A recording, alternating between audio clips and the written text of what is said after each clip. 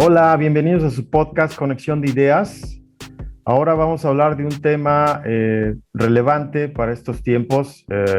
Igual y no nos gusta mucho esto de estar en guerra, pero es una visión de la guerra entre Rusia y Ucrania. Esa es la idea. Tenemos como invitado a Juan Francisco Hernández. Es un mexicano que vive en Bélgica. Ahora está como invitado también su hijo, Mateo, un niño de 10 años que va a compartir su opinión respecto al conflicto, este conflicto que igual a muchos no nos gusta como humanos, creo que no es correcto. Juan, bienvenido, muchas gracias por estar en este espacio. Mateo, también bienvenido. Juan, te presentas y presentas a Mateo. Sí, por supuesto. Hola, Cuco. Encantados, Mateo y yo, de estar aquí contigo y poder platicar un poco sobre este tema tan complejo y tan duro también para todo el mundo. Bueno, mi nombre, como tú habías dicho, es Juan Francisco Hernández. Soy mexicano, vivo en Bélgica desde 2009. Soy profesor de la Universidad Católica de Lovaina, UCL. También soy fotógrafo, soy escritor. Actualmente colaboro de manera regular, de manera permanente con la revista Praxis, una revista de Veracruz, de Tuxpan, Veracruz, y de manera ocasional con varias revistas, tanto mexicanas, españolas, chilenas, argentinas. Sí, Mateo, mi hijo, gracias, Juan. Sí, sí, adelante, adelante. y Mateo, mi hijo, tiene 10 años. Él estudia quinto de primaria aquí en la ciudad de Mons, en Bélgica. Mateo es un aficionado a la tecnología. Y desde que es muy pequeño le interesa mucho la historia, siempre le ha interesado mucho. Y le gusta mucho ver documentales de guerra y estarse enterando de todas estas situaciones. Y la idea de que Mateo nos acompañe hoy tiene que ver con el hecho de que en las últimas semanas, desde que empezó la guerra, de hecho, los maestros de Mateo en la escuela han hablado mucho del tema con ellos, con los estudiantes. Sí. Los han estado concientizando a los niños sobre esta situación que de alguna manera nos toca porque no estamos tan lejos de donde está ocurriendo la guerra. Sí. No estamos totalmente cerca, pero estamos en el mismo continente. Y me parece que puede ser interesante conocer el punto de vista de los niños en temas tan sensibles como este. Sí, Juan, ¿por qué ocurren las guerras? Ese sería como para arrancar en este espacio y entender esto, porque ¿por qué ocurren las guerras?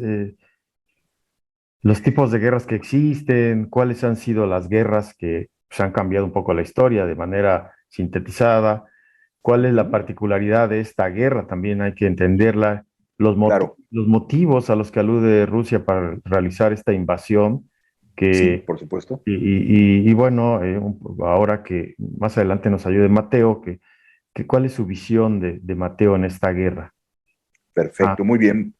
Mira, voy a intentar dar mi opinión sobre este tema tan complejo, como dije antes, sí, de la manera más rápida posible. Voy a empezar con una frase, que es la frase del último soldado sobreviviente de la Primera Guerra Mundial, que de hecho murió en 2009 y él se llamaba Harry Patch. Harry Patch. ujú, Y él decía, la guerra es un asesinato organizado y nada más que eso. Y todo esto tiene mucho sentido. Alguna vez escuché también una frase que decía que la historia de la humanidad se puede explicar a través de sus guerras. Y de hecho sería más interesante pensar que son los intercambios comerciales, la cooperación entre los seres humanos, lo que pudiera explicar la historia del ser humano, que también la explica y la explica en gran medida. Desgraciadamente, también las guerras explican la historia y los rumbos que va tomando la humanidad. La guerra tiene un papel fundamental en la historia, es decir, no en la historia, sino en cómo se desarrollan los hechos de la historia. ujú. Los filósofos llevan mucho tiempo estudiando este tema y muchos están de acuerdo en que hacer la guerra, de hecho, es parte de nuestra naturaleza como humanos. Entre esos filósofos estaban Nietzsche y Hobbes. Nietzsche, por supuesto, que todos estos, históricamente, todos estos gobernantes fascistas que han hecho la guerra, como Hitler, los neonazis actuales, los neonazis que hay en todas partes ahora, ¿no? También dicen muchas veces basarse en las ideas de Nietzsche. Por supuesto que estas ideas están mal comprendidas o están tomadas a conveniencia de estos grupos minoritarios. Ujú. Y también había otros filósofos muy importantes como el suizo Rousseau, que pensaban que el ser humano tiene una naturaleza más bien pacífica, no una naturaleza bélica. Ujú. Pero la arqueología, Cuco, la arqueología parece dar la razón a Nietzsche y a Hobbes y nos muestra pruebas, incluso en pinturas rupestres, Ujú. de que la guerra siempre ha estado presente en las sociedades humanas y de hecho desde las sociedades más primitivas. Ujú. Sin embargo, al principio, todos estos enfrentamientos no eran violentos, porque sí lo eran, pero no eran mortales, no eran tan mortales como lo fueron después.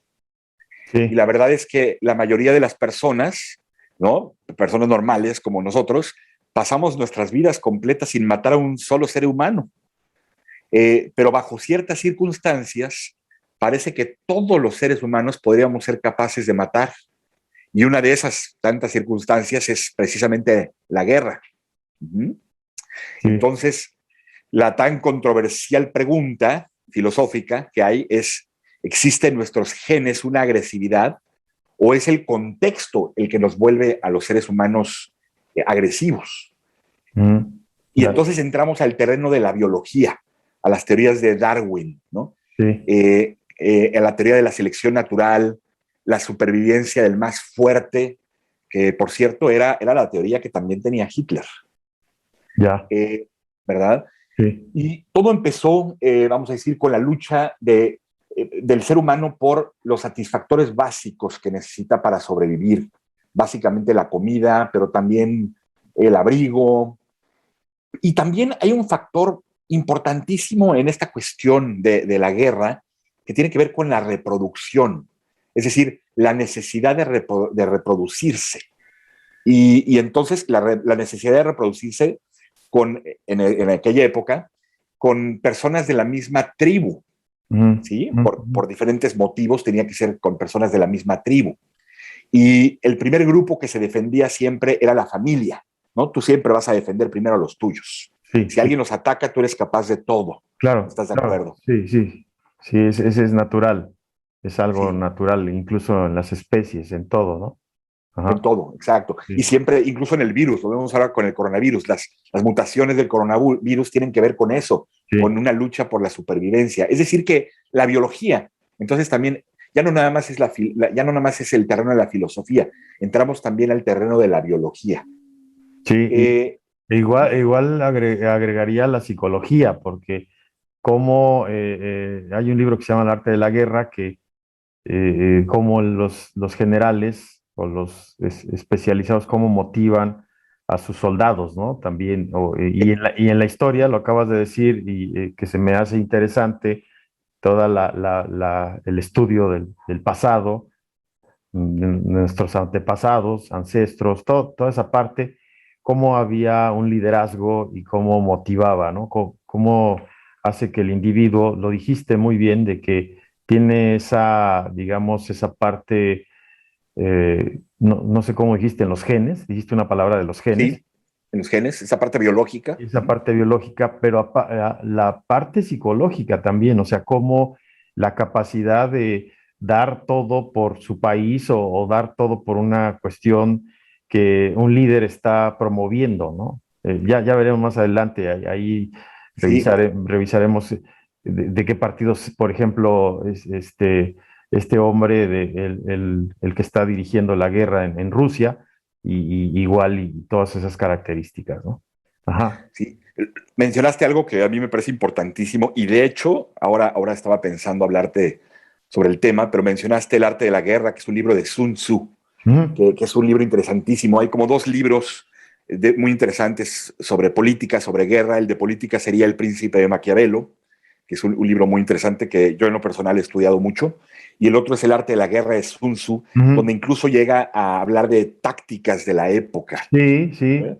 Sí, que ahí es donde también me gustó una cuestión que dijiste que antes las guerras no llegaban a mortalidad, ¿no? Eran artes sí, marciales y era una forma de conquistar, pero no era violento, no había no, tanta desgracia, no. ¿no? Sí, y de hecho, sí, esto es en la antigüedad, porque ya después sí que empieza a haber mucha violencia y sí que empiezan a haber muchos muertos, Sí. incluso en lo que habla Sun Tzu. Sun Tzu lo que hace es dar tácticas de guerra que ahora se han utilizado mucho en los negocios como tácticas de liderazgo, porque resulta que las tácticas para la guerra también sirven en los negocios, pero aplicadas de una manera distinta. Los negocios son una especie también, no vamos a decir de guerra, pero son también una especie de, hay una serie de negociaciones y de conflictos, etcétera, que hay que sobrellevar. Y los tipos de guerras que te acuerdes. Sí, mira, ahora te voy a hablar de eso, pero me gustaría, si no te importa, terminar un poco con la idea anterior. Ok, adelante. Pero sí, te voy a hablar un poco de los tipos de guerras que existen y me habías preguntado algo también sobre las guerras importantes en la humanidad. Te voy a hablar un poco de eso. Sí. Pero también me gustaría decirte que otro factor que influye en las guerras, además del filosófico, el psicológico que tú has agregado muy acertadamente, y también el filosófico, también está el de la religión, porque una parte del ser humano tiene mucho que ver con esta necesidad de proteger las creencias, los sistemas de valores, los sistemas morales. ¿Y por qué? Porque las sociedades necesitan regirse en algo para poder vivir internamente en armonía. Y esto era sobre todo en el pasado. Ahora se está ya perdiendo esa idea, afortunadamente. Pero entonces, bueno, no olvidemos que las guerras pueden ser contra enemigos externos, pero también pueden ser contra enemigos internos. Ahora vamos a hablar un poco de eso. Pero entonces el campo de la religión también es muy importante. Hay que recordar las guerras santas, ¿no? Y junto también con todo este tema de la religión, también viene también el tema de la raza. La raza también empieza a jugar una parte importante, ¿no? Es en donde empiezan a surgir los nacionalismos y toda esta parte donde las tribus se cuidan a sí mismas y todo lo que tiene que ver con la misma tribu, ¿no? Sí. Entonces, bueno, aunque las guerras como tales parecen tener su origen cuando estas tribus empezaron a ver amenazadas por tribus externas, y como he comentado, pueden ser amenazas reales, pero también pueden ser amenazas no tan reales y eso ya tendría que ver con el tema de hoy, con la guerra de Rusia y Ucrania. Ahora podemos hablar un poco de eso. Pero parece que en todas las guerras modernas sigue ocurriendo eso, que hay amenazas reales y amenazas no tan reales. Y te voy a poner como ejemplo lo que pasó en Irak, cuando Estados Unidos atacó a Irak, cuando Saddam Hussein era el líder máximo de Irak, y lo ataca Estados Unidos diciendo que hay hay armas, de destrucción masiva en Irak, hacen una guerra brutal y resulta que esas armas nunca existieron. ¿Sí? Por eso es que el Occidente, en ese sentido, en Occidente podemos encontrar también mucha, no voy a atacar a Occidente, pero mucha hipocresía, en el sentido de que en ese momento no se sancionó a Estados Unidos y lo que hizo Estados Unidos también fue un crimen. Lo que estaba haciendo Estados Unidos realmente era proteger su petróleo en Irak porque Irak había atacado a Kuwait. Perdón, lo que había hecho Estados Unidos es proteger su petróleo en Kuwait porque Irak había atacado a Kuwait y Estados Unidos tenía fuertes intereses petroleros en Kuwait. Sí, esos energéticos, ¿no? Que de hecho me voy a ir un poquito a relacionar lo que pasó con Rusia. Rusia es donde tomó un reposicionamiento ahí como una potencia regional. No sé si estoy bien, me ayudas, porque Estados Unidos se debilitó estando en el continente, haciendo su intervención militar en Afganistán e Irak, ¿no? En esa época, ¿no?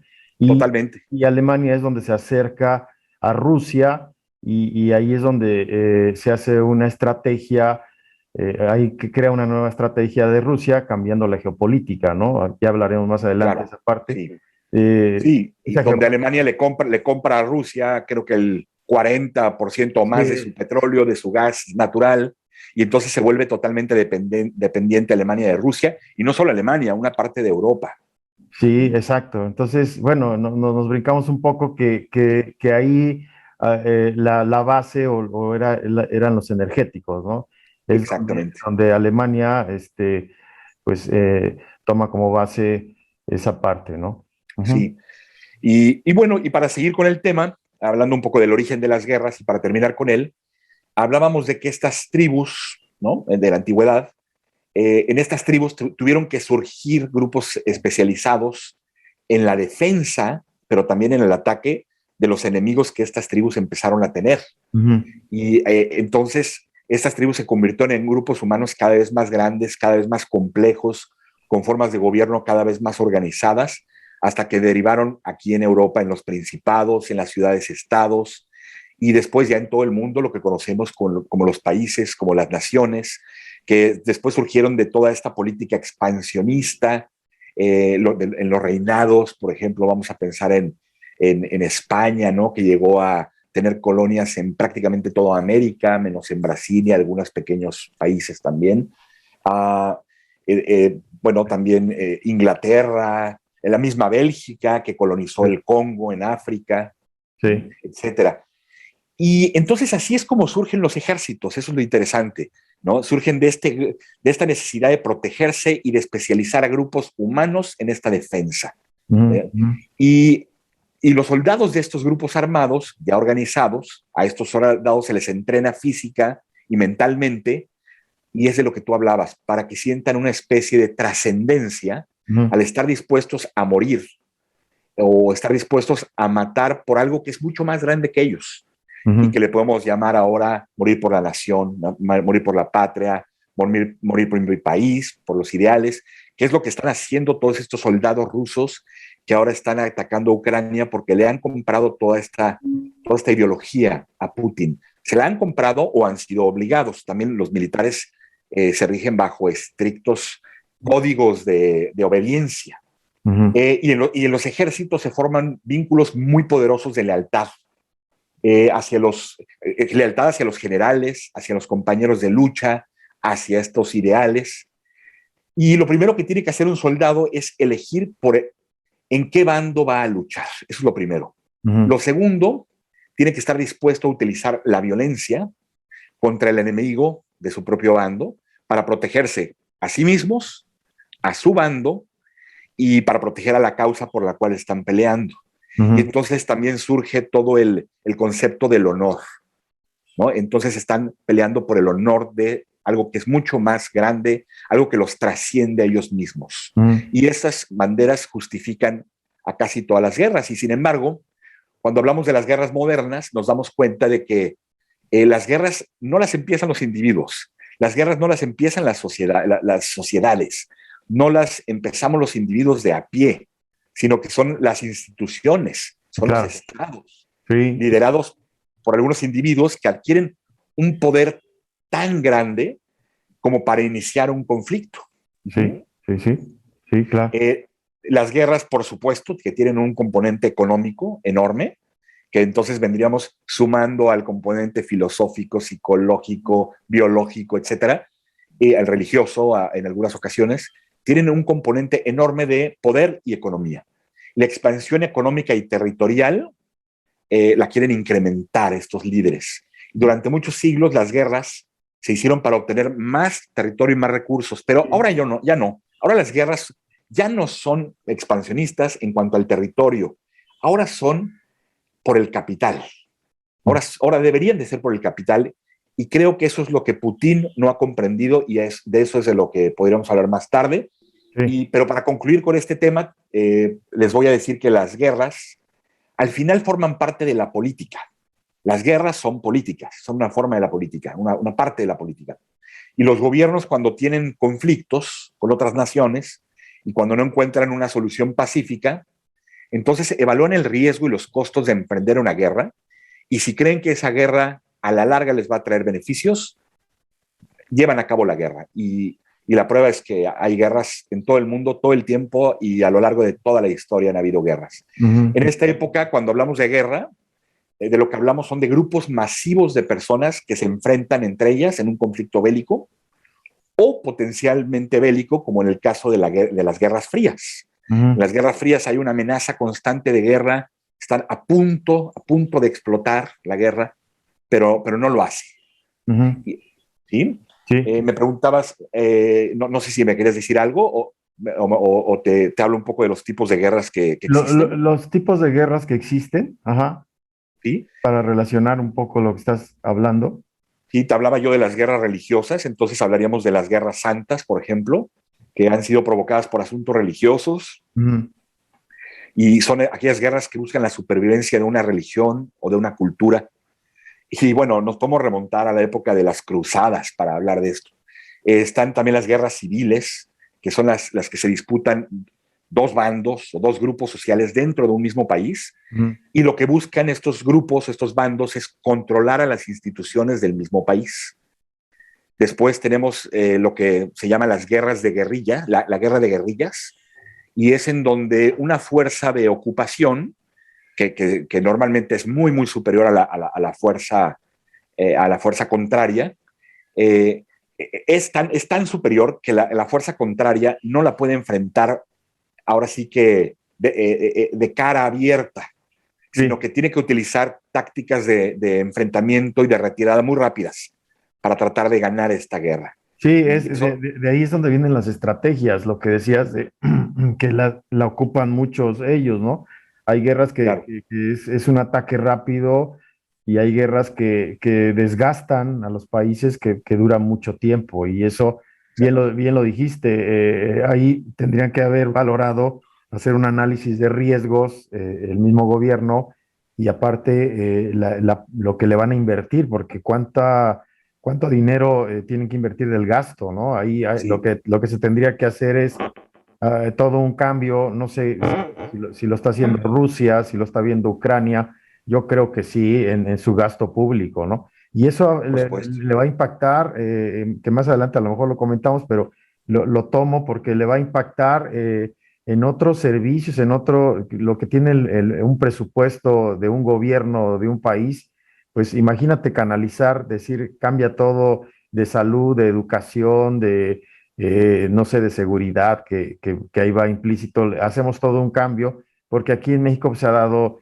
la guerra del narcotráfico y otras cosas ahí que se han dado en la historia, ¿no? Por Digamos, reciente. supuesto, Entonces, por supuesto. desde ahí hay que entender esa parte que va a haber un cambio total, ¿no? Y luego las limitaciones, no sé si la tecnología ahora que lo dijiste hace un momento, cómo había estrategias, ahora la tecnología se ha vuelto toda una estrategia, ¿no? Claro.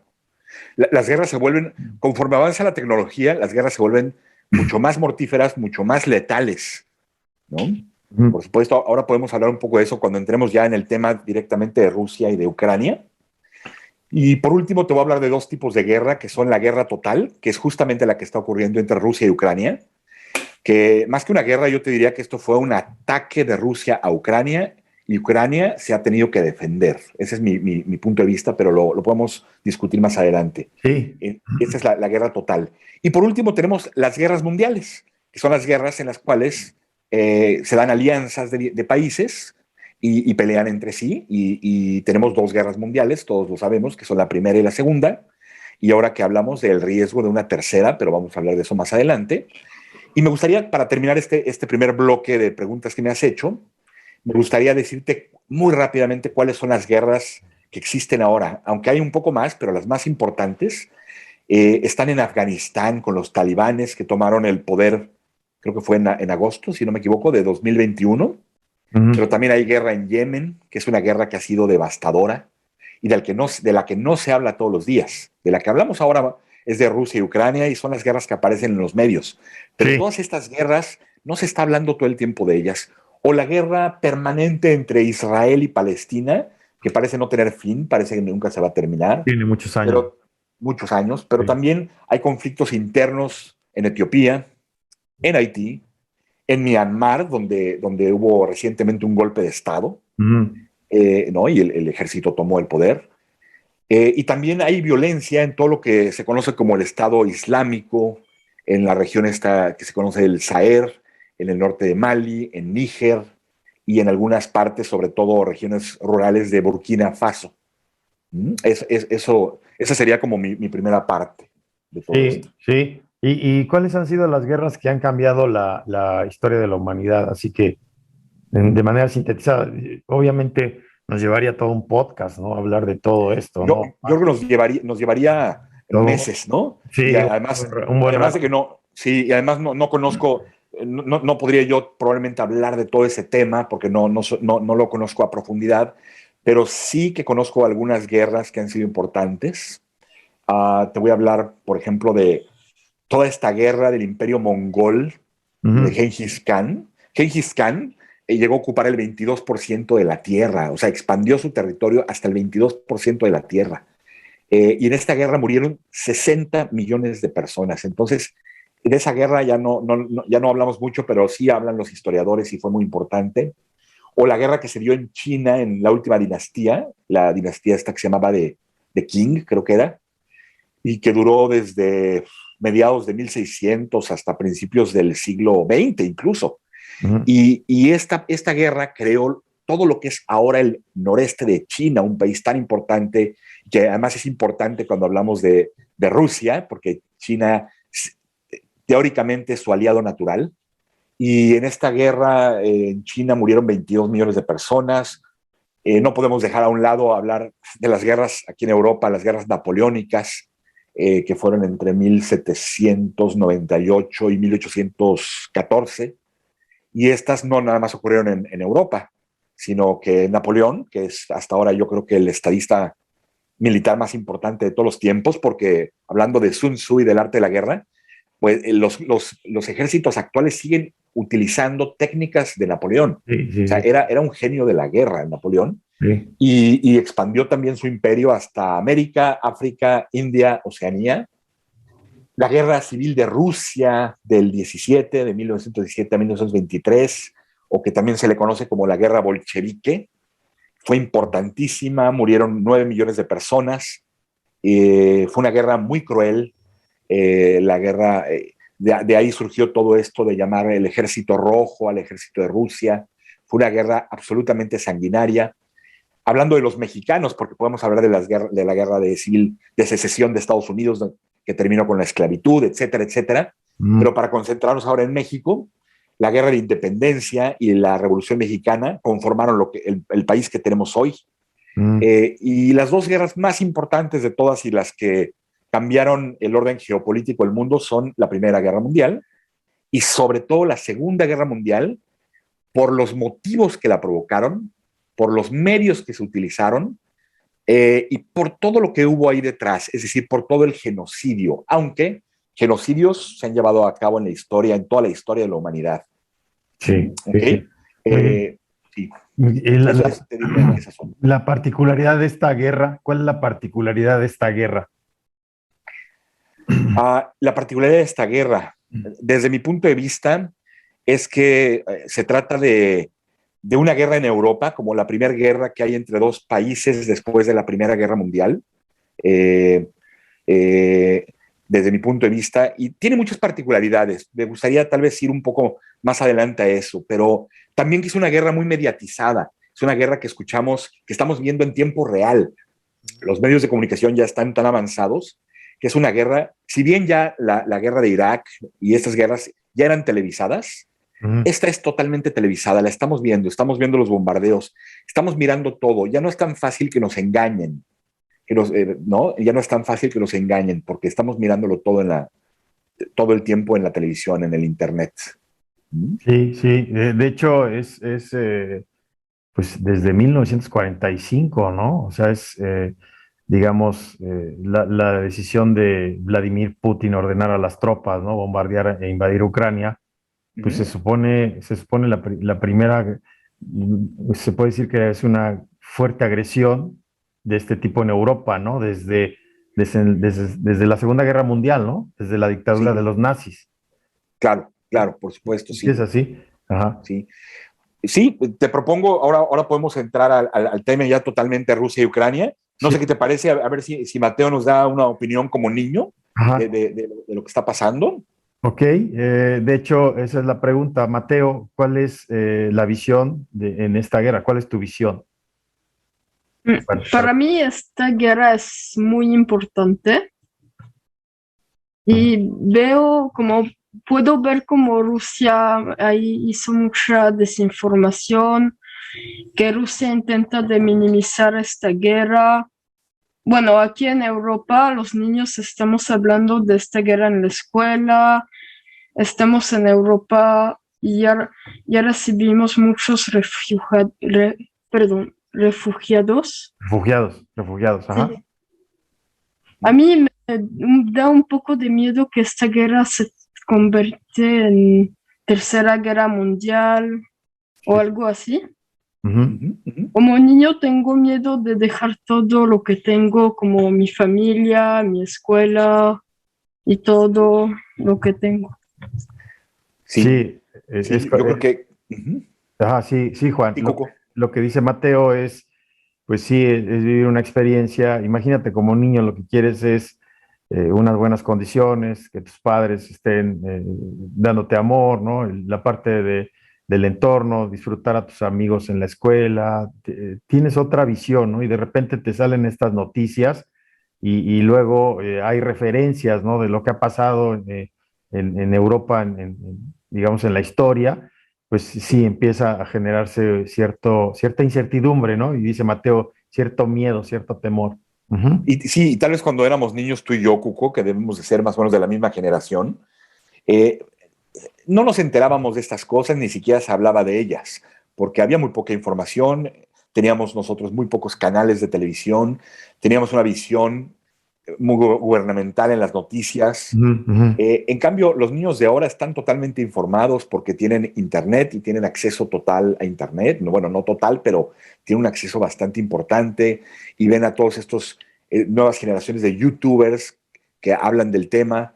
Entonces, en las escuelas, aquí en Europa al menos, no sé en México si también lo hagan, pero a los niños están empezando en las escuelas también a hablar con ellos de estos temas que los niños ven y que no podemos evitar ya que vean para que empiecen a tener una opinión, un criterio propio, como Mateo creo que lo tiene. Mateo y yo hemos hablado mucho del tema de la guerra porque es un tema que a Mateo le empezó a dar mucho miedo, pero empezamos a hablarlo y empezamos a ver las posibilidades, los pros, los contras, y Mateo mismo empezó a investigar y empezó a informarse y a Ujú. hablar con la gente en la escuela, y bueno, no sé si sus miedos se han ido disipando o quitando, o qué ha pasado, ya no los dirá Mateo, ¿no?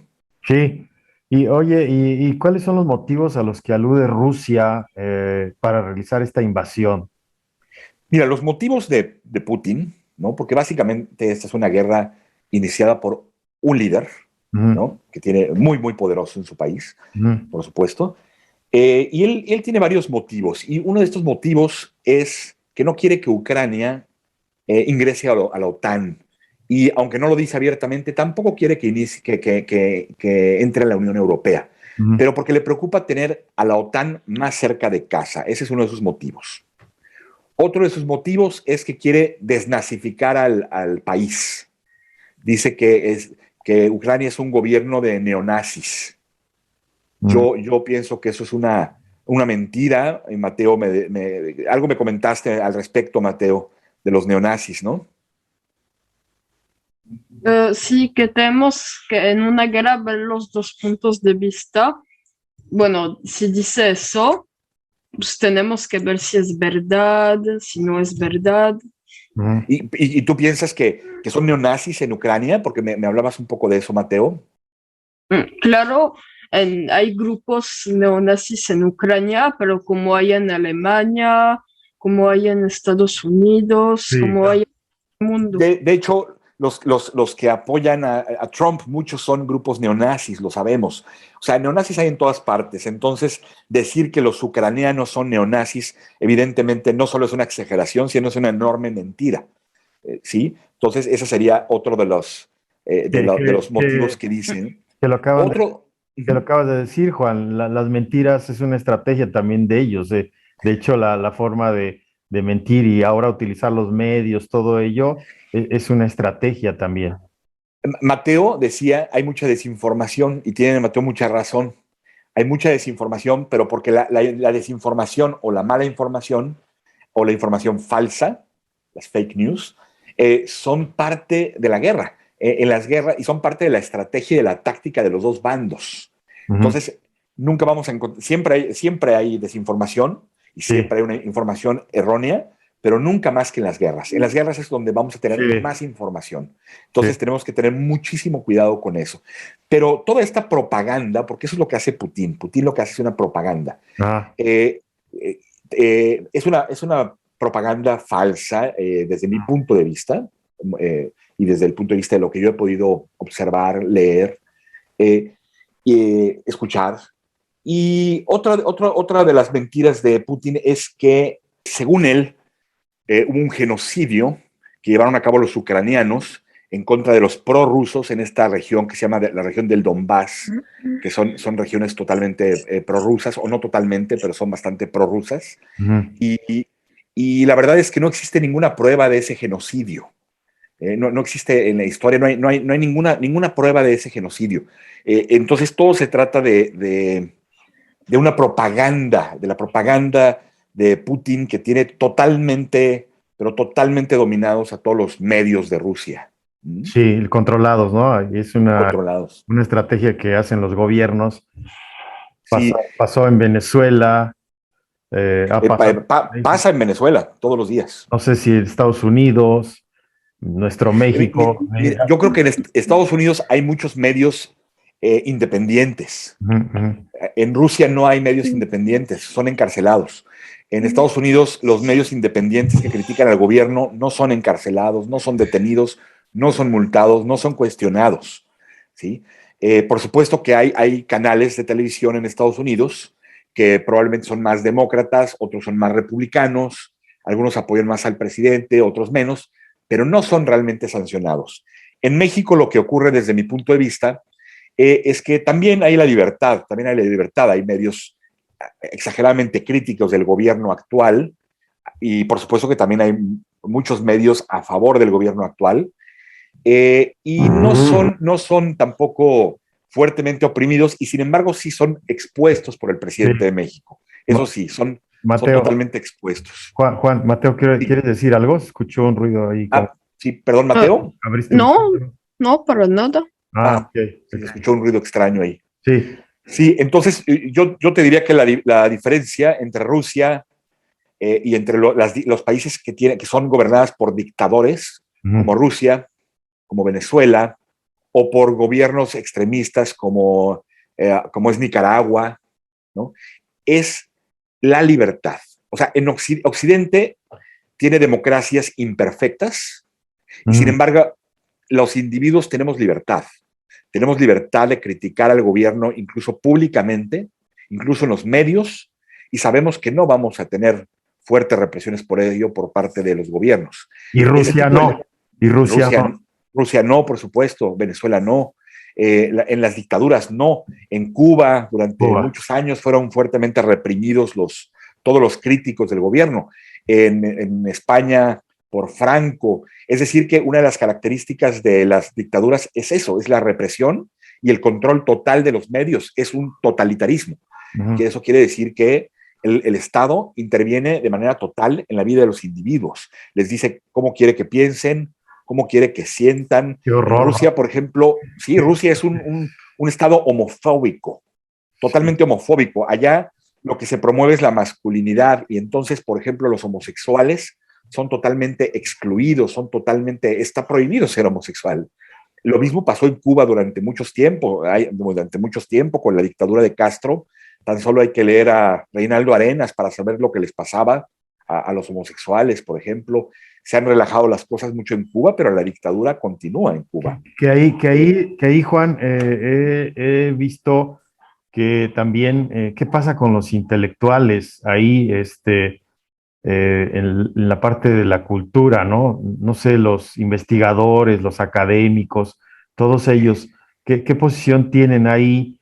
Y los artistas también, vamos a hablar de los artistas, investigadores como aquí en México, los investigadores que se dedican, que están en universidades, los artistas, por ahí no sé cómo están ahí en Rusia. En Rusia y los rusos que están fuera de Rusia, esta pregunta que me haces yo creo que es fundamental. De hecho, estoy ahora justamente escribiendo un artículo sobre este tema, aunque ya se ha escrito bastante, pero estoy dando mi punto de vista. Mira, lo que ha hecho Occidente es empezar a vetar toda la cultura que proviene de Rusia. Nada más que siempre nos vamos a los extremos, porque la cultura y el arte no creo que se deberían de vetar, porque la cultura y el arte no pertenecen a los gobiernos, ni la deberían de hacer, ni la hacen los gobiernos. Claro. La hacen la sociedad, les hacen los individuos. Sí. Y el intercambio cultural entre los rusos y el mundo debe de continuar. Claro. Donde tenemos un cuestionamiento moral muy importante es la pregunta, bueno, ¿y qué pasa con aquellos artistas o intelectuales que apoyan a Putin y que están de acuerdo con la invasión a Ucrania y con esta carnicería? Porque es una carnicería lo que está ocurriendo en Ucrania. ¿Qué pasa con ellos? ¿Deberían de ser votados? No tengo una respuesta. Creo que más bien ahí queda en el aire para mí la pregunta. Deberían, es decir, tener una postura política a favor de la guerra y eres un gran artista, como pasó, por ejemplo, en la Filarmónica de Berlín, ¿no? Me parece donde el director, que llevaba muchos años siendo el director, fue despedido por tener una postura a favor de Putin, pero también pasó con una bailarina muy famosa rusa en, en, en Inglaterra, o está ocurriendo con el mundo de la literatura, donde también están pidiendo boicotear a los escritores rusos, o está pasando también con las ferias de los libros.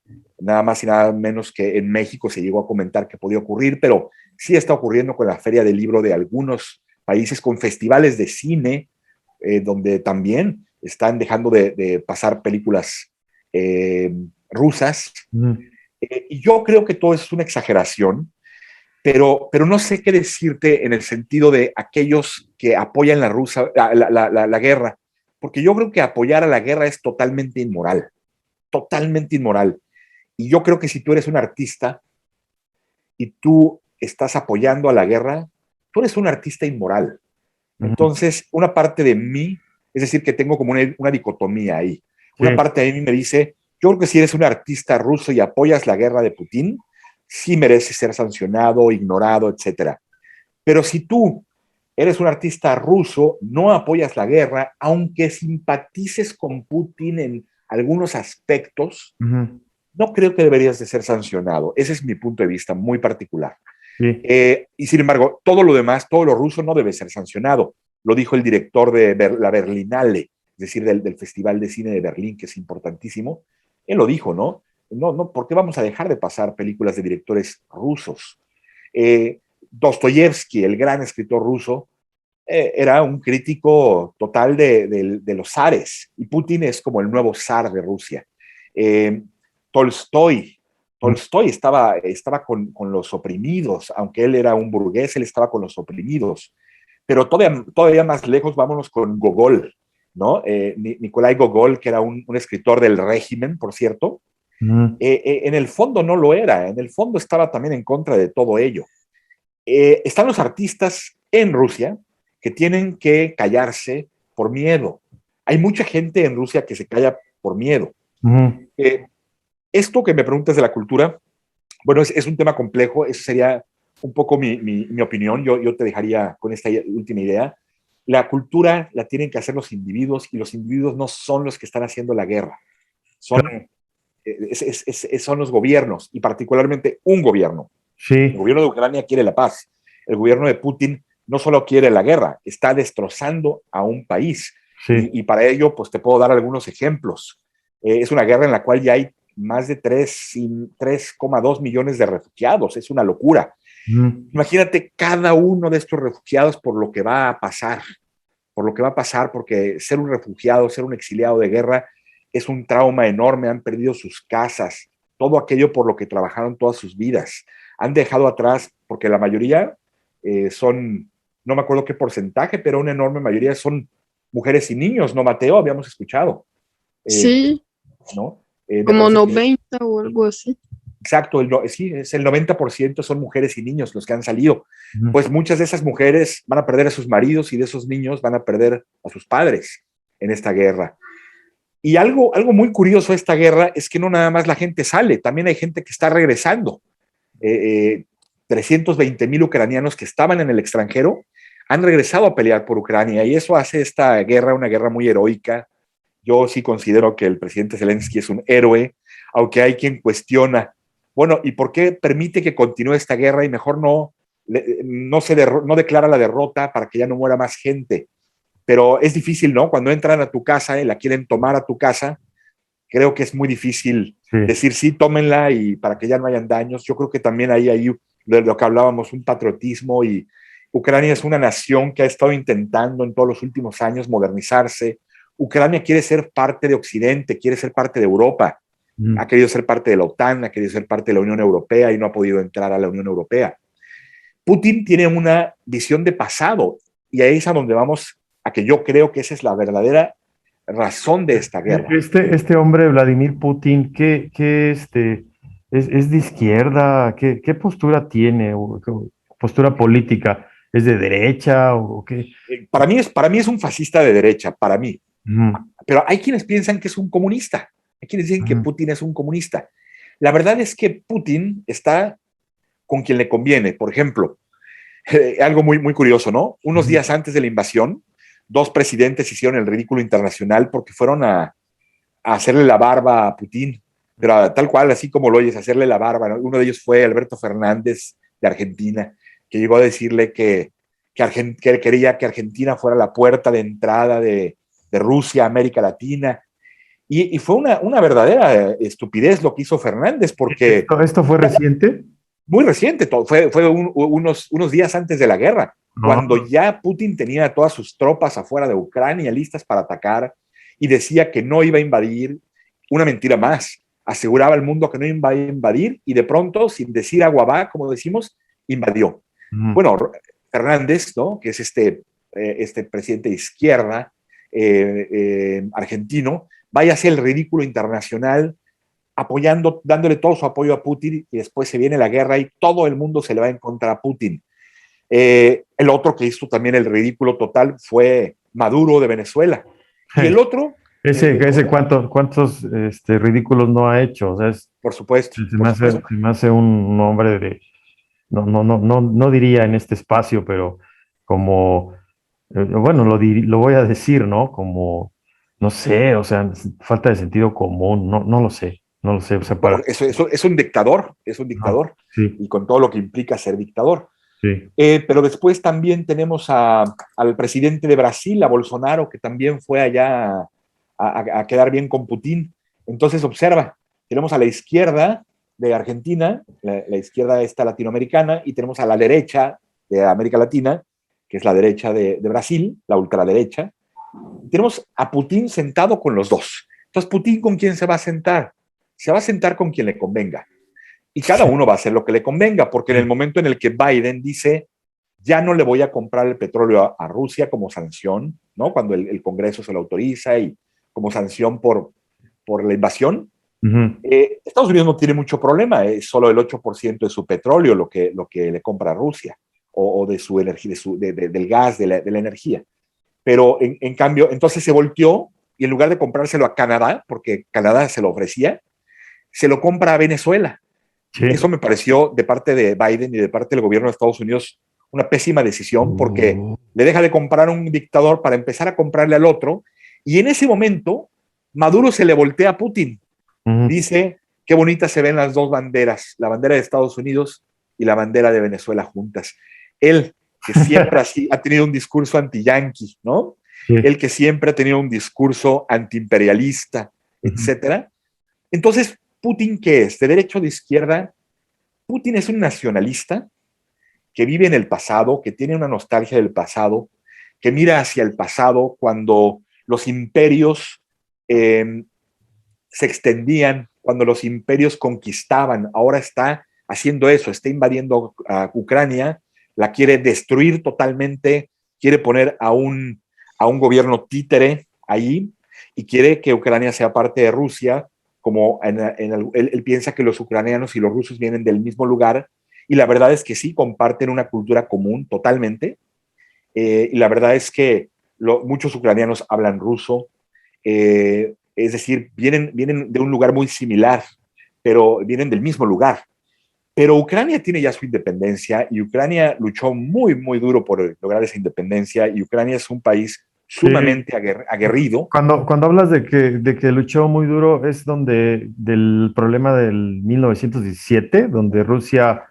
No, hablo de lo reciente, en los años 90.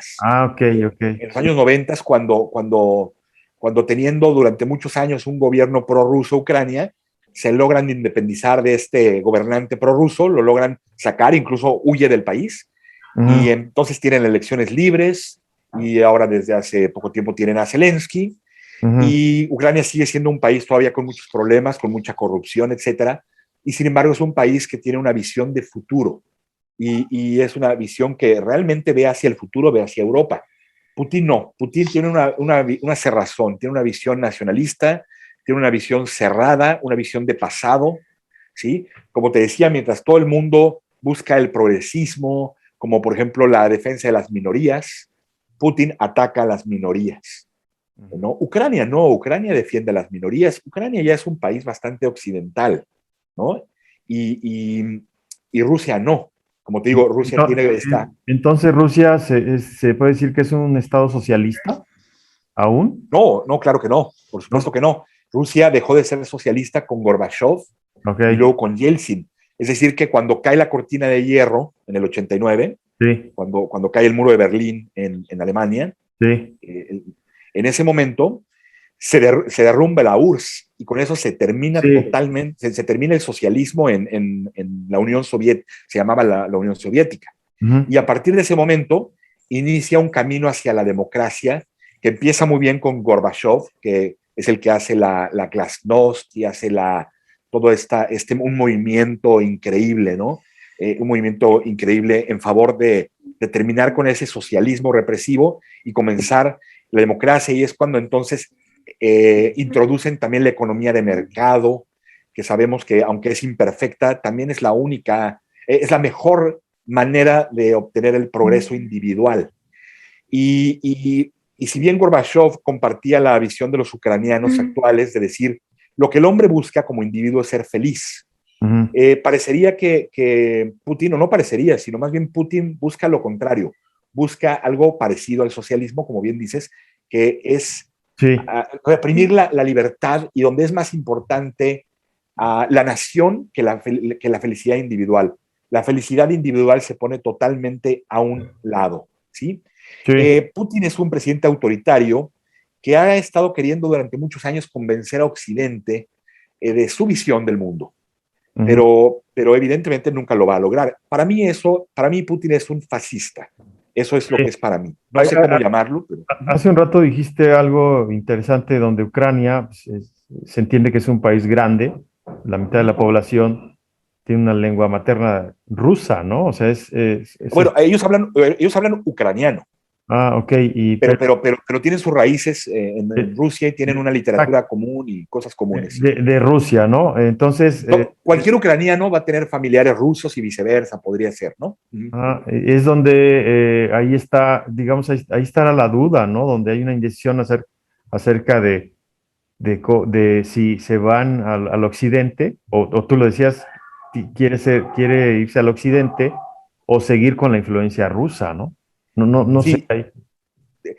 La mayoría de los ucranianos, como lo estamos viendo, la gran mayoría, se quiere al occidente. ¿Por qué? Porque buscan una libertad individual y quieren tener acceso libre a Internet, y quieren tener Twitter, y quieren tener Facebook, y quieren ser como los occidentales. Sí, tener un teléfono, ¿no? Y en Rusia, aunque hay una economía de mercado, por supuesto, Putin tiene esta como visión más bien de pasado, ¿no? Como esta visión feudalista, vamos a decirlo así. Y Putin está equivocado porque él busca destruir a Ucrania como primer paso, y lo está logrando, para poderla anexar a Rusia con todos estos pretextos que pone a través de su propaganda. Y ahora las guerras ya no se hacen así. Las guerras ahora ya no son guerras. Ahora los países se extienden económicamente. Por ejemplo, Estados Unidos, ve nada más cómo se ha extendido en el mundo a través del capital. Sí. ¿No? España, por ejemplo, tiene bancos en todo el mundo, cómo se ha ido expandiendo. China, el país de China, sí. Japón, con sus marcas de cámaras, con toda su tecnología, con sus televisiones. Ahora la expansión es económica y por lo mismo ya no es violenta en el sentido material y humano. Ahora la expansión es económica. Rusia no tiene ningún problema, Putin, en intentar una expansión violenta a través de invadir, atacar y destruir. No, reciente salió una nota, no sé si la viste, que ya los aviones privados más bien los aviones que rentaba, ya sacó un decreto ahí, una ley o una norma, no sé, para expropiarlos y no son de los Claro, aviones, que claro. representa una cantidad importante. Está pasando un poco lo que hacían en Venezuela, ¿no? Que también empezaron Sí. a expropiar, se dice el término, de las empresas privadas. Sí, a estatizar, a expropiar y Ajá, estatizar, a exacto. nacionalizar. Sí. Oye, Mateo, Bueno, le quiero preguntar a Mateo sí, por algo. supuesto, claro, claro. Mateo, ¿tú crees que la invasión se va a limitar nada más a Ucrania o a una parte de Ucrania o existe el riesgo de que vaya más allá de Ucrania? Siempre existe el riesgo que vaya más allá que la Ucrania, como atacar países como Georgia o Moldavia, pero no pienso que Rusia vaya a atacar un país de la OTAN, por Ya. ejemplo, Rumanía o Polonia, y donde hay muchos refugiados, Ajá. o las repúblicas bálticas que son Letonia, Estonia y Lituania, perdón. Lituania se dice en español. Ujú. Ujú, ujú. Oye, Pero yo no pienso pienso que va a intentar de atacar tal vez Georgia o Moldavia, pero es mi punto de vista, pero nunca un país de la OTAN. ok, mira su visión de Juan, de su visión de Mateo. Un poco, si nos platicas, no tenemos un mapa, Juan, pero si nos platicas como la parte geográfica, ¿no? Sí.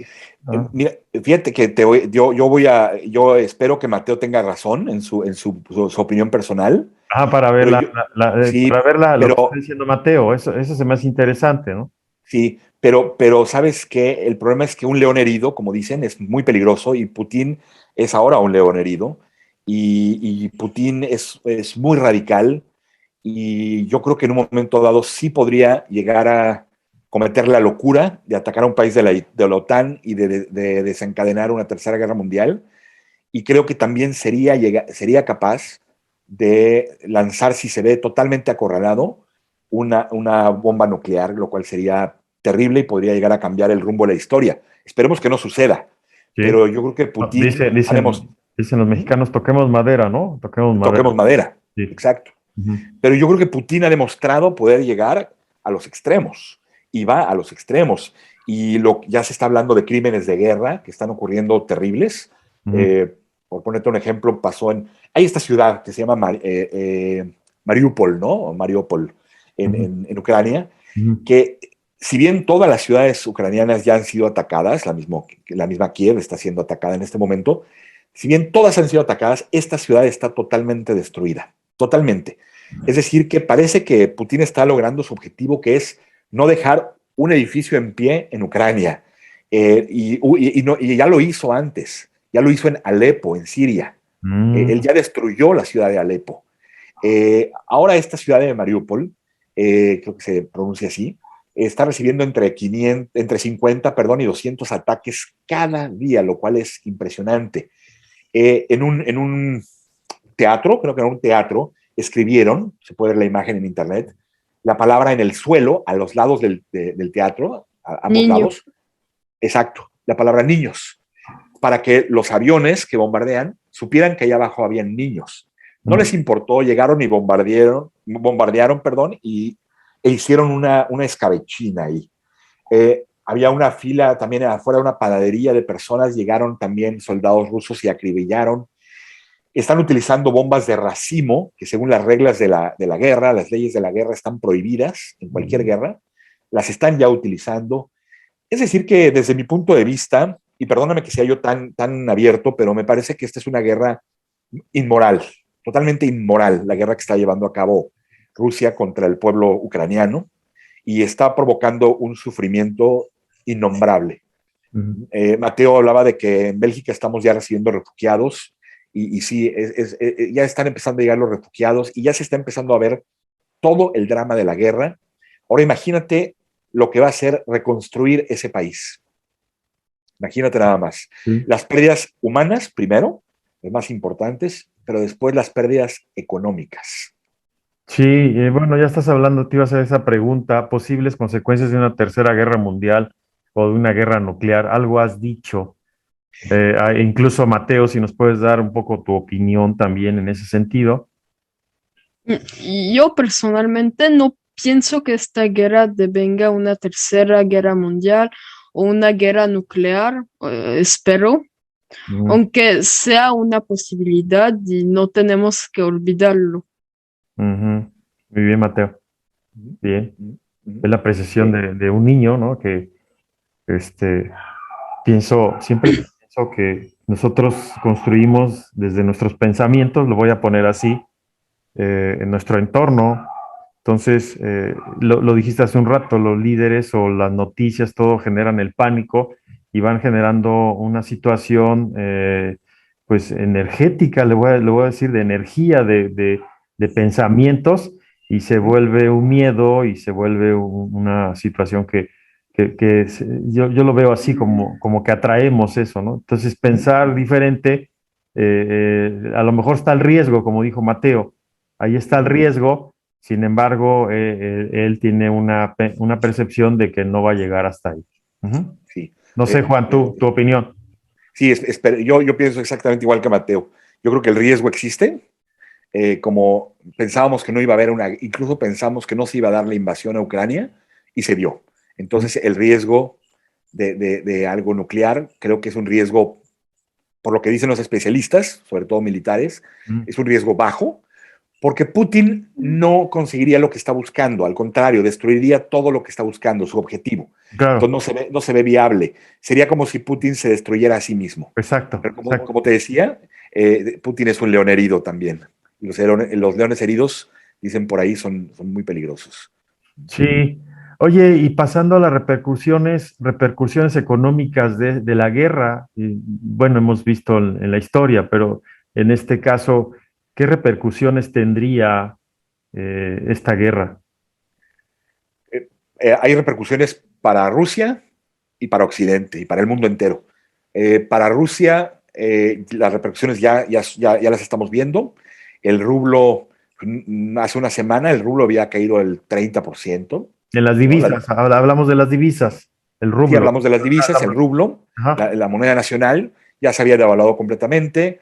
Los bonos rusos, ¿no? Los bonos de inversión, los bonos no se dice de renta fija, sino de uh, que dan rendimientos fijos A largo plazo, y a largo plazo, los bonos los del gobiernos, gobierno. los bonos del gobierno, Sí, exactamente. sí. Ajá. Ahora están calificados por las calificadoras internacionales que califican estos bonos como bonos basura, Sí, sí, así se les llama. Ya no sí. valen nada. Sí, los bonos siempre en los países tienen una calificación triple A, doble Sí, A, etcétera, ¿no? Pero exacto. cuando llegan a ser basura, pues, ¿quién invierte ahí? Es al contrario, todos los que están invirtiendo, los inversionistas, pues sacan su dinero y vámonos de aquí, ¿no? Es lo que está Sí, pasando. Eso que dices es interesante porque tanto las divisas tienen una repercusión también. No nada más en la moneda de Rusia, sino puede tener una variación o un riesgo del dólar o del euro, dependiendo de las negociaciones que tengan, ya sea con el occidente o América, ya sea con China, ya sea con otros países, ¿no? por Ajá. supuesto, por supuesto. Luego también, bueno, todas las empresas que se están retirando de Rusia, las empresas Ujú, internacionales. ujú. Imagínate nada más la pérdida de empleos que hay en Rusia. La economía de Rusia se está desfondando, esa es la verdad, se está desfondando. O sea, yo creo que Putin hizo mal sus cálculos, lo que hablábamos al principio, de los costos de una guerra que evalúa un gobierno antes de llevar a cabo una guerra o de iniciarla. Yo creo que Putin no se esperó esto. Y um, el sistema Switch es bien importante, ¿no? El sistema de envíos de dinero, ¿no? Entre unos países y otros. Bueno, ya han sacado a Rusia de una gran parte de esto. El combustible que ya no le está comprando Estados Unidos. Alemania, desgraciadamente, le tiene que seguir comprando. Pero todos esos retiros de apoyos económicos a Rusia van a desfondar la economía rusa y eso va a tener una consecuencia enorme en los habitantes rusos, porque cuando a ti te pegan en la bolsa, tú sabes, Cuco, ¿no? cuando a la gente le pegan en la bolsa, eso lo vemos mucho en Estados Unidos, inmediatamente dejas de apoyar a tu líder, aunque creas en él, porque evidentemente hay mucha gente que cree en Putin, como en Cuba hay gente muriéndose de hambre, pero que sigue creyendo en los ideales de la Revolución Rusa, perdóname, de la Revolución Cubana. ¿Sí? Sí, Sí, siempre tienen a sus adeptos, las dictaduras tienen a sus adeptos, y que son personas que con esta ideología y que no les vas a cambiar la ideología. Pero a la gran mayoría, cuando empiezan a tener problemas ya, cuando empiezan a tener hambre, entonces las cosas cambian. Perdóname, volviendo al hambre, sí. yo te hablé de los crímenes de guerra y no te hablé de ese otro crimen de guerra que también está llevando a cabo Rusia en Ucrania. Está sitiando a las ciudades, por ejemplo a Kiev, para que no entre ni salga ya alimentos. Y en un momento dado, los ucranianos van a empezar también a morir de hambre y de frío, y etcétera.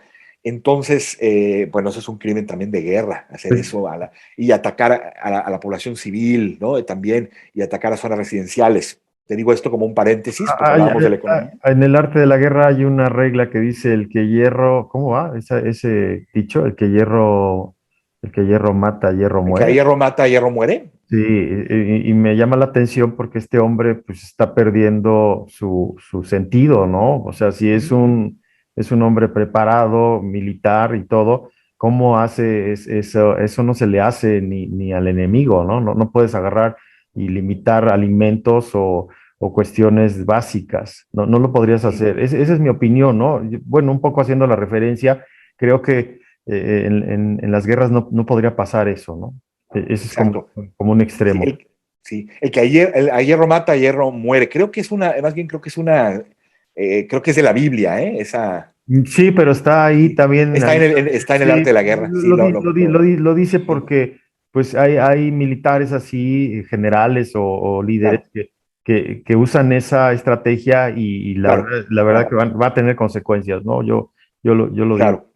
como... Sí, totalmente, es- totalmente. lo que estoy hablando es como sentido común. La verdad es que Sí, sí, por lo, supuesto, por supuesto. lo diría, este es un espacio de opinión y Claro, claro. más tú eres el que más ha estudiado estos asuntos de la guerra. En mi caso, No, tampoco tanto, tampoco tanto, pero es interesante porque entiendo sí, que es una charla de café en sí, donde personas comunes y corrientes como nosotros sí, podemos dar nuestro punto de vista y eso es la enorme ventaja que tiene ahora Internet, que para muchos es una ventaja y para otros es una desventaja, sí, y eso es motivo de otro podcast, sí, pero la idea de que cualquier persona puede dar públicamente su opinión, ¿no? Eso es lo que las redes sociales han generado, la sí. posibilidad de emitir tu opinión y dejarla ahí en este mar gigantesco que es Internet, para el que la quiera tomar. Habrán muchos que la van a criticar, muchos que estarán de acuerdo, pero ellos también pueden dar su opinión. Y de eso se trata un poco de la cuestión de las redes sociales ahora. Sí. Y, Me ibas a decir pero algo más, ibas sí, a decir algo más. te iba a comentar que eso es para Rusia, pero para Occidente, Ajá. evidentemente que también una guerra tiene consecuencias enormes, enormes, económicas. Y yo creo que esas consecuencias se van a empezar a sentir. Una guerra evidentemente va a generar inflación. Primero en Rusia, Sí, una inflación galopante, que ya lo debe de tener, aunque no tengo los datos a la mano, pero Estados Unidos tiene su peor inflación creo que en más de 40 años, 8% anual, es una locura para Estados Unidos. Y una guerra siempre va a ocasionar en una guerra siempre van a haber ganadores y perdedores. Los ujú, vendedores de armas, por ejemplo, y ahí tengo que decirlo, Bélgica es un vendedor de armas, ¿eh? ujú, Los vendedores de armas siempre van a ganar, ¿no? Los vendedores de petróleo van a ganar, se utiliza mucha energía en la guerra, ujú. pero todos los demás van a perder. Y la guerra lo que está haciendo es causar un problema de energéticos que está haciendo que se incrementen los combustibles. Ya lo Sí, estamos viendo en el precio aquí, por ejemplo, del diésel, de la gasolina. Supongo que en México también, pero tú me lo dirás mejor. sí, ese es el riesgo también de una alza de los energéticos.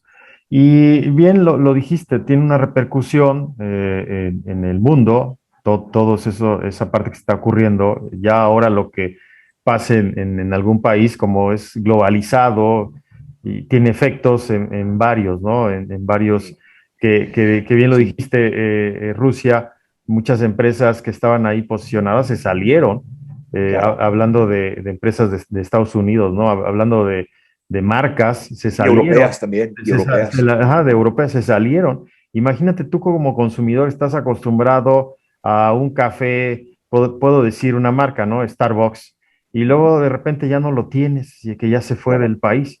¿Cómo te pega? Estás perdiendo opciones. ¿Cómo te pega a ti como consumidor, ¿no? Y más que pues eres no sé, un seguidor o un consumidor constante de ese tipo de producto, pues sí, sí sientes, ¿no? Imagínate que te quitan el internet, la red, ¿no? Te quitan el Facebook, te quitan el Twitter, como dijiste, pues como usuario sí sientes, ese es parte también de un ataque, ¿no? No Por sé, supuesto. sí me explicó. Sí, por Entonces, supuesto. una repercusión en el mundo, en Norteamérica y América Latina, en toda la parte del occidente. No sé, Europa también lo decía hace un rato Mateo, toda la percepción que tienen los chicos, qué va a ocurrir en ese sentido, ¿no? Ujú. Claro. Sí, y cuando hablábamos de economía, y te decía yo que suben los combustibles y entonces sube todo. ¿Por qué? Porque todo se transporta. Ujú. Entonces, todos los productores, todos los intermediarios, en toda esa logística tienen que subir sus precios para poder hacerlo. Sí, Juan, eso que dices lo podríamos sintetizar en los costos de producción, porque hablar de la logística, hablar de las materias primas, todos los gastos de fabricación, todo ello repercute.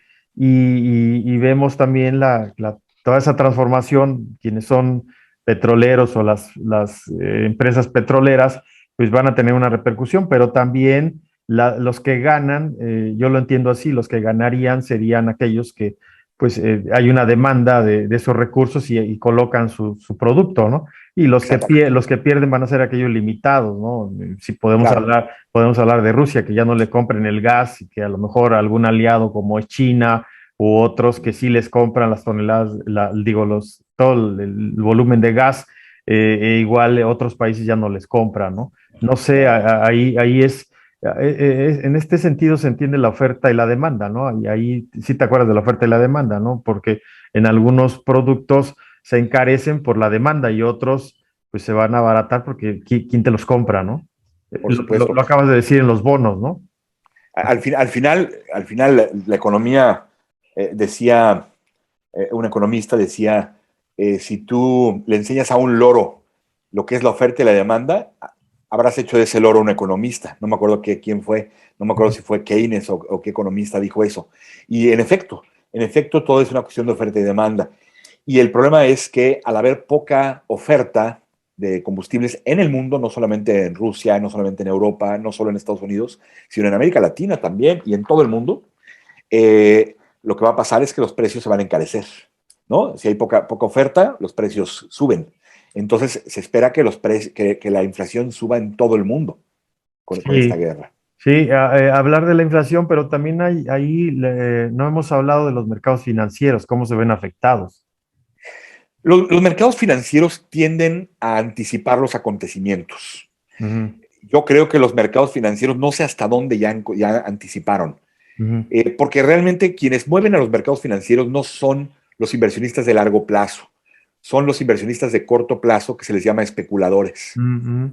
Ellos son realmente los que mueven a los mercados. Que se mueven para otros lados, ¿no? Y Es, que dejan las inversiones o todas las acciones, vamos a hablar de empresas, en este caso que se están viendo afectadas y ellos mueven su dinero hacia otro lado, ¿no?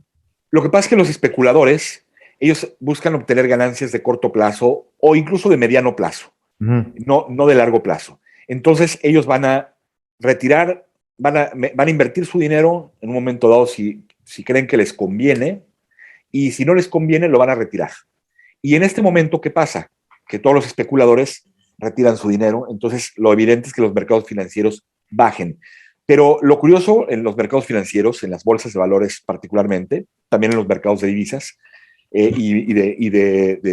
no nada más de divisas y de acciones, sino todos los mercados de commodities, que se les ujú, llama, es que las cosas no ocurren se va a ir un poco como un pleonasmo, no ocurren cuando ocurren, sino ocurren, se anticipan.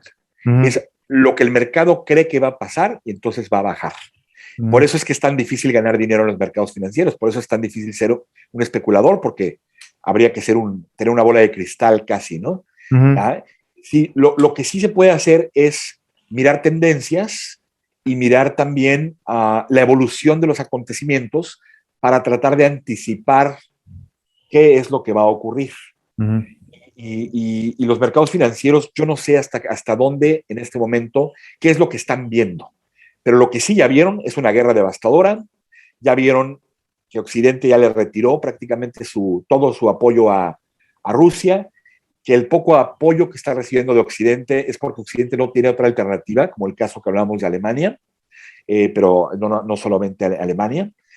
Y no sé hasta dónde van a anticipar. Entonces, realmente no sabemos qué tan profunda va a ser la caída de los mercados financieros, no sabemos cuándo se van a recuperar los mercados financieros.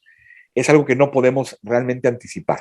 Sí, hace un rato hablabas algo y se me estaba pasando de la gestión gubernamental. Yo lo entiendo así, cualquier país tiene un presupuesto y de ese presupuesto sus ingresos, ingresos que están determinados desde contribuciones o impuestos, como se le llaman, contribuciones porque son varias, es una clasificación de impuestos. En México, por ejemplo, las contribuciones, pues hay impuestos, hay seguridad social, hay aprovechamientos, hay derechos, pero también hay recursos naturales, la extracción de los recursos naturales y los servicios. En este caso, Rusia, pues me imagino que los señores de las finanzas ya tienen reservas o igual están viendo los apoyos de otros países porque ¿qué va a pasar con su presupuesto? Y que también Ucrania se va a ver afectado, ¿no? Ahí lo que tienen, lo decías hace un rato, hay un problema de restricciones y luego de dónde va a obtener fuentes de financiamiento, ¿no? De dónde va a obtener ingresos para cubrir todo eso, ¿no? Por eso el ataque rápido a lo mejor es una estrategia, pero ya no puede tardar tanto tiempo en una guerra, ¿no? Igual el país que tiene reservas, pues hace esos trabajos dependiendo, ¿no? A lo mejor ya tienen sus estrategias, no las conocemos, no sé, habría que revisar en las redes, pero yo voy en ese sentido de que el presupuesto público, que la mayoría, si hablamos de contribuciones o de impuestos, lo hace los habitantes contribuyen para ese gasto público y otra, el aprovechamiento de los recursos. Ajá. Claro, claro. Yo pienso que Putin calculó mal su estrategia, aunque él dice, evidentemente tiene que decirlo por la moral de sus tropas, pero aunque él dice que todo va según lo planeado, yo creo que no, yo creo que él quería algo muy rápido y él no contaba con la resistencia ucraniana que iba a ser tan fuerte, que los ucranianos iban a ser realmente tan valerosos y tan heroicos, porque eso es lo que ha sido la resistencia ucraniana, y entonces se le está complicando mucho a Putin, y yo creo que se le va a complicar en lo económico también, si China no llega a apoyarlo, que es la apuesta, creo yo, sí. La apuesta de Putin. Y el problema con China es que no estamos muy seguros de que lo va a apoyar. China es un país comunista, sabemos. El presidente, ¿no? Xi Jinping, no sé cómo se pronuncia bien, pero el presidente de China tiene una ideología comunista, muchos lo han llamado el nuevo Mao. China es un país con una ideología comunista, es decir, lo opuesto a Rusia. China es lo opuesto a Putin. Y sabemos que los dos extremos son muy peligrosos. Entonces, nunca podemos predecir bien qué es lo que va a hacer China. Pero lo que sí China tiene muy claro es que tiene una enorme economía de mercado que no va a arriesgar, desde mi punto de vista, por Rusia. Y prueba de ello es que ha estado en conversaciones esta semana, si no me equivoco, con Estados Unidos. Entonces, con China ya no estamos muy seguros del apoyo a China. Sí, aunque tienen por ahí algunas negociaciones comerciales, ¿no? Un contrato de millones de dólares del gas de muchos años, ¿no? Entonces, pero la pregunta es si eso va a ser suficiente para Rusia. Claro, sí. Financiar una guerra es carísima. Ahora mismo la guerra ya no la está pudiendo financiar Rusia. ¿Sabes quién le está financiando la guerra a Rusia? Alemania y los países europeos que le compran que le compran estos recursos naturales a Rusia. Sí. Yo creo que a Putin se le va a acabar el tiempo, pero puedo estar equivocado. Sí, ¿qué sanciones ha tenido Rusia, que te acuerdes, como una pequeña lista? Sí, son las que te comentaba, ¿no? Era el cerrarle el acceso al SWIFT. Ajá. Hace rato te dije Switch, perdóname por mi error. No se dice Switch. Switch es un juego de Mateo de video. Es el sistema SWIFT. Ah, El SWIFT. sistema SWIFT es el sistema de transferencias internacionales. Ajá, ajá. Esa es una sanción. La otra es, muchos países dejaron de comprarle combustible, Ujú. gas, petróleo. Sí. Otras sanciones son precisamente el cierre de empresas en Rusia, Ajá. el hecho de que, por ejemplo, no van a pasar muchas películas en cuanto al cine en Rusia. Yo creo que hay muchas sanciones de tipo económico. No tengo la lista completa, pero se han estado anunciando y además se van a anunciar más todavía. Y al contrario, se están anunciando muchos apoyos nuevos a Ucrania, tanto en dinero como sobre todo en armamento, en asesoría, en logística, Ujú. porque no pueden hacerlo directamente por la OTAN. Y eso es un tema que no hemos hablado de ese tema y es fundamental. Y es por qué la OTAN no puede atacar a Rusia. No sé, Mateo, ¿qué piensas de la OTAN? Mm, Yo pienso que la OTAN no va a entrar en este conflicto porque sería muy arriesgado, Arriesgado. Ajá. aunque podría, podría Sí, hacerlo, pero lo no, que pasa es de que verdad no pienso. en el momento en el que Rusia ataque a un miembro de la Es la OTAN Tercera Guerra Mundial. es la Tercera Guerra Mundial, en ese momento. Entonces, se ve, como decíamos, ¿no? Se ve improbable, pero no imposible. O sea, ¿Sí? cualquiera de uno de la OTAN o Rusia sería generar un conflicto. Ya mundial, sería el inicio de la Tercera Guerra Mundial. Mayor. Entonces, la OTAN está evitando a toda costa eso. Entonces, militarmente, mientras Rusia no ataque a un miembro de la OTAN, y no sabemos si Rusia lo va a hacer o no, como decimos, mientras no lo haga, la OTAN no va a entrar militarmente para nada a Rusia. No va a ayudar a Ucrania. Y la prueba es que la OTAN está dejando que Rusia destruya totalmente a Ucrania, lo está permitiendo para evitar un mal mayor. Son ese tipo de decisiones de las que hablábamos. La OTAN dice, bueno, ya el mal ya está hecho en Ucrania, pero vamos a evitar un mal mayor. Entonces, no vamos a entrar con efectivos, no vamos a pelear con nuestros ejércitos, Sí. sino que vamos a ayudar, porque eso sí no está prohibido por las leyes internacionales. Vamos a apoyar con armamento, vamos a apoyar con dinero, vamos a apoyar con logística, vamos a apoyar con asesoría, con inteligencia, sobre todo, inteligencia del Estado, a Ucrania. Y eso es lo que está haciendo Occidente. Ujú, ujú. Muy bien.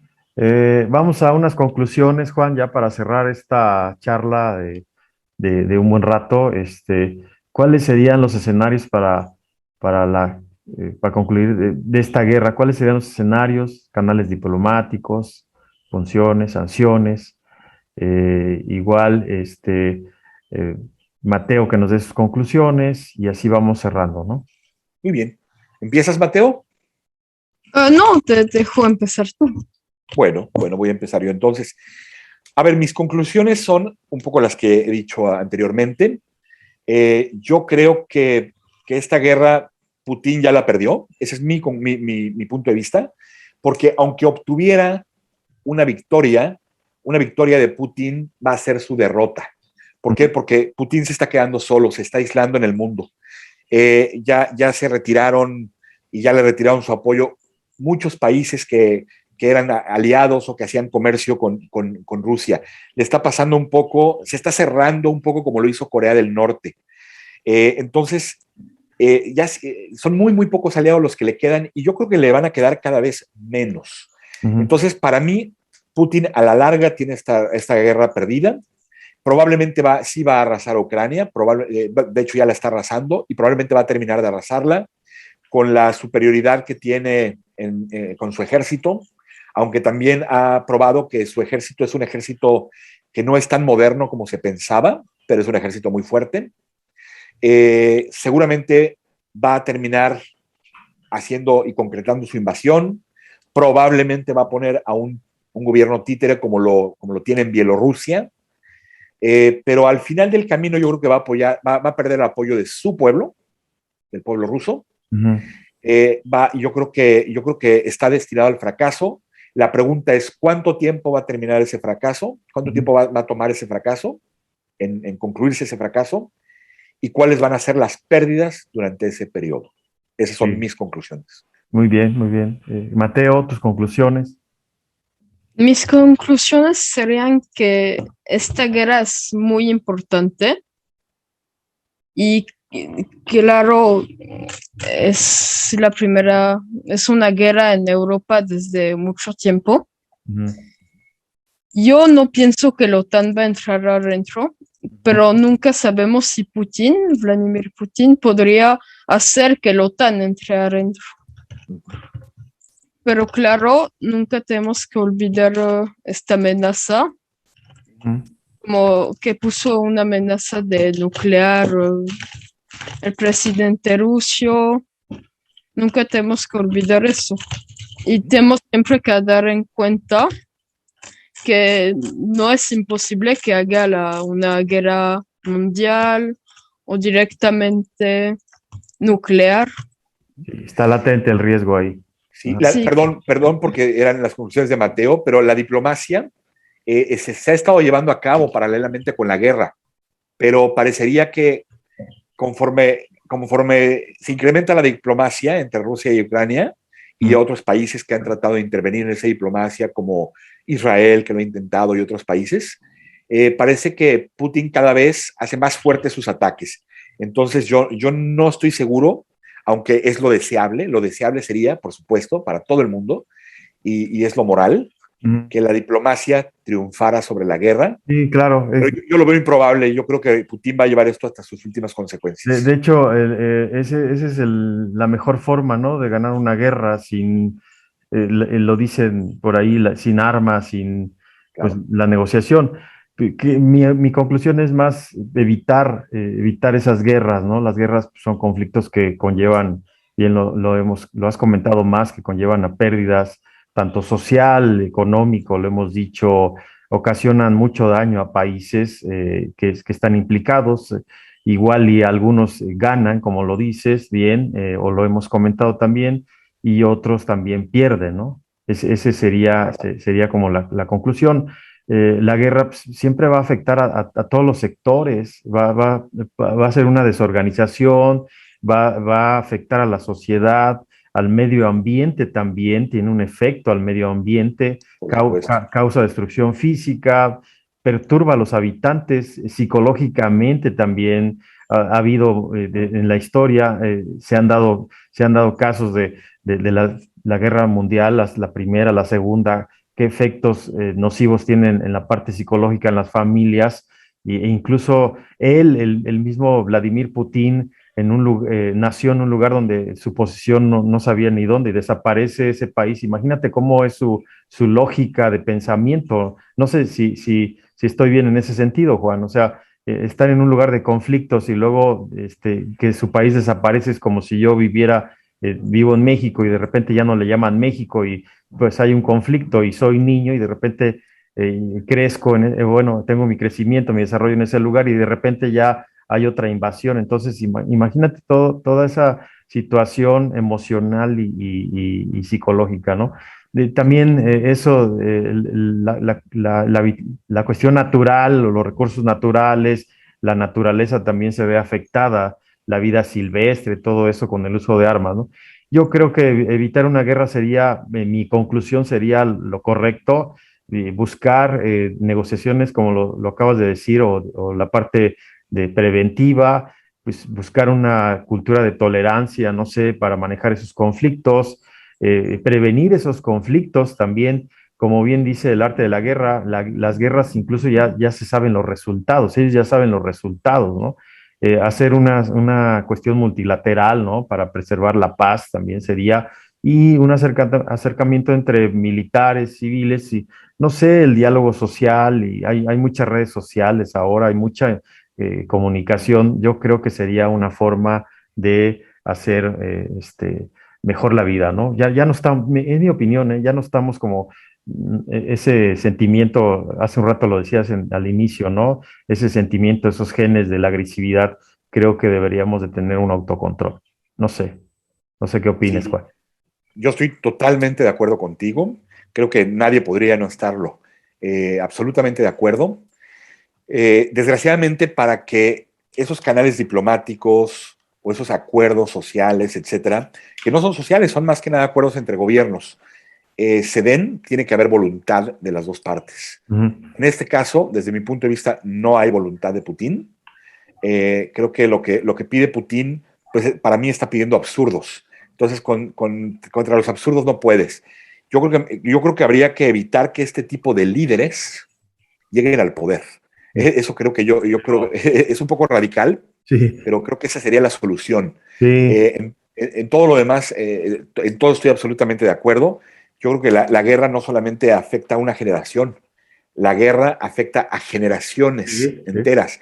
Y después de 50 años siguen. Al principio empecé esta participación hablando de lo que había dicho el último soldado que murió, el que quedaba en la Segunda Guerra Mundial, que murió en 2009, ¿no? Hablaba de lo que hablaba, él decía que cualquier guerra es un asesinato organizado. Ujú. Y, y eso, sigo pensando eso, que al final la guerra es un asesinato, es la peor forma de resolver los conflictos.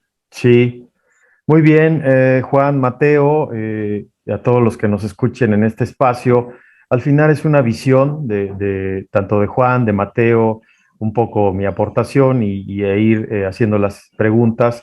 Pues este podcast, Conexión de Ideas, es un espacio donde pues compartimos experiencias, tópicos. En este caso es interesante este tema por el efecto, no podemos dejarlo fuera, ¿no? No podemos omitir, tenemos que estar al pendiente también. A lo mejor nosotros, México, pues no tanto nos afecta, ¿no? Pero ustedes que están cercanos sí tiene un efecto, ¿no? Y tiene un efecto tanto en los negocios, en las finanzas personales, ya lo decíamos, en la tecnología, la parte artística también, si nos damos cuenta, hicimos una correlación en ese sentido, ¿no? Gracias, Juan, gracias, Mateo. Mateo, me gusta Gracias, Cuco. me gustaría Gracias. me gustaría invitarte en otro espacio para que veo que eres un experto en los juegos. No sé si Sí, en un espacio hablamos de los juegos. Yo no soy tan experto en los juegos. Juan, ¿le autorizas Oh, con gusto, por supuesto. o- Mateo es un gran jugador de videojuegos. sí, sí, por ahí podríamos hacer algo interesante en los videojuegos.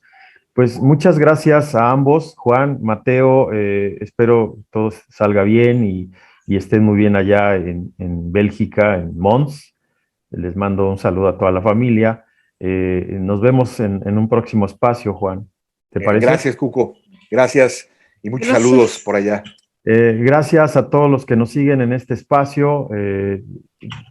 Nos vemos en otro episodio. Hasta pronto.